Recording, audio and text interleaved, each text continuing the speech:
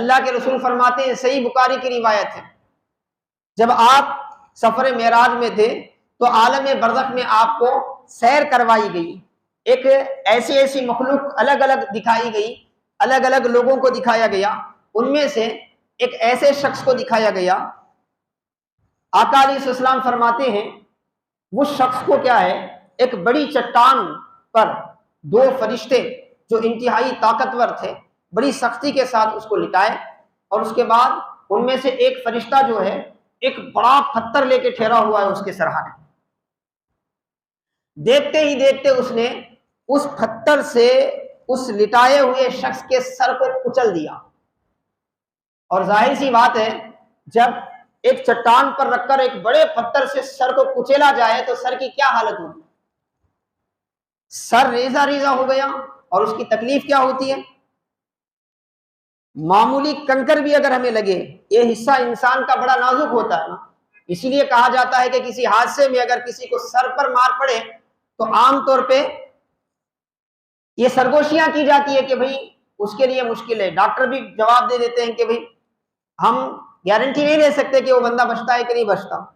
سر کا معاملہ بڑا نازک ہوتا ہے، اور وہاں اگر کوئی درد وغیرہ ہو، کوئی مار وغیرہ پڑے تو اس کی ضرب جسم کے دیگر مقام کے مقابل میں بہت زیادہ دردناک اور تکلیف دہ ہوتی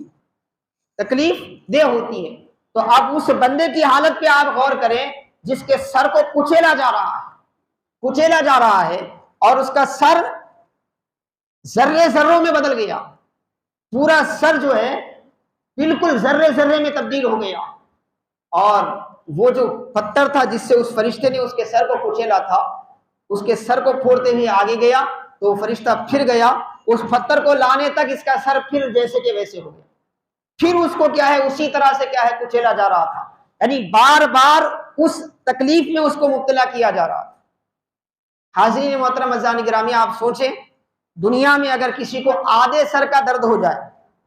آدھے سر کا درد، اس کے سامنے برتن بھر سونا لے جا کر رکھیں، آپ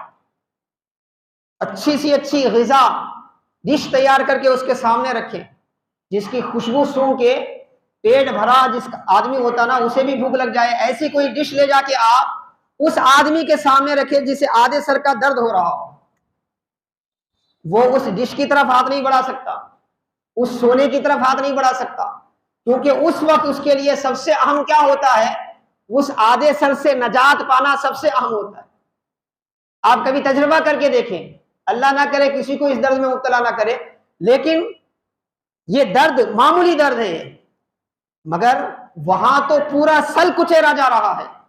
اور دنیا کے ہر درد کا اختتام موت پر ہوتا ہے۔ جب تک انسان کے جسم میں روح ہے، احساس ہے، روح ہٹتے ہی دنیاوی تکلیف کا احساس ختم ہو جاتا ہے، لیکن آخرت کا معاملہ ایسا نہیں ہے، وہاں صرف احساس ہی احساس ہے، اچھا ہو یا برا ہو احساس ہی احساس ہے، کیونکہ وہاں روح کا تعلق کبھی منقطع نہیں ہوتا، جسم سے کبھی الگ نہیں ہوتا، تو اب اس کو بار بار تکلیف دی جا رہی ہے، وہ بل بلا رہا ہے، مگر ایسا ہے کہ ان فرشتوں کے ہاتھوں سے وہ چھوٹ کر باہر نہیں جا سکتا۔ اس دردناک کیفیت کو رسول اللہ صلی اللہ علیہ وسلم نے دیکھا، اور دیکھ کر کیا ہے حضرت جبریل امین سے پوچھا کہ اے جبریل امین، یہ کون سا بندہ ہے، یہ کیا معاملہ ہے اس کا، کیوں اس طرح اسے تکلیف دی جا رہی ہے، وجہ کیا ہے؟ قبر کی زندگی آپ نے دیکھی، آقا علیہ السلام نے قبر کا مرحلہ آپ نے دیکھا، تو رسول اللہ صلی اللہ علیہ وسلم کو حضرت جبریل امین نے فرمایا یا رسول اللہ، یہ وہ بندہ ہے جس کا سر نماز پڑھنے کے لیے بھاری ہو جاتا تھا، یعنی نماز پڑھنا اسے بڑا بیزارگی محسوس ہوتی تھی، بڑی بیزارگی سے نماز پڑھتا تھا، اس لیے اس کو یہ سزا دی جا رہی ہے۔ جو نماز پڑھ بھی لیتا تھا مگر بیزارگی کے ساتھ زبردستی نماز پڑھتا تھا، تو اس کی یہ حالت ہے۔ جو نماز ہی نہیں پڑھتے اب ان کی کیا حالت ہوگی آپ سوچیں۔ نہلانا تو ہم نہلا لیں گے، اچھے سے اچھا عمدے سے عمدہ کپڑا ہم کفن کے طور پہ اسے پہنا بھی دیں گے، اوپر سے خوشبو بھی مل لیں گے ہم، مگر خبر میں جب اس کی نماز کا سلسلہ شروع ہوگا، اور یہ عذاب جو رسول اللہ صلی اللہ علیہ وسلم نے معراج میں ایسے لوگوں کے لیے دیکھا جو بڑی بیزارگی سے نماز پڑھتے ہیں، جن کا سر اللہ کی بارگاہ میں جھکنے سے بیزارگی محسوس کرتا ہے، اس کے لیے آپ نے یہ عذاب دیکھا، اس عذاب کا کیا ہوگا؟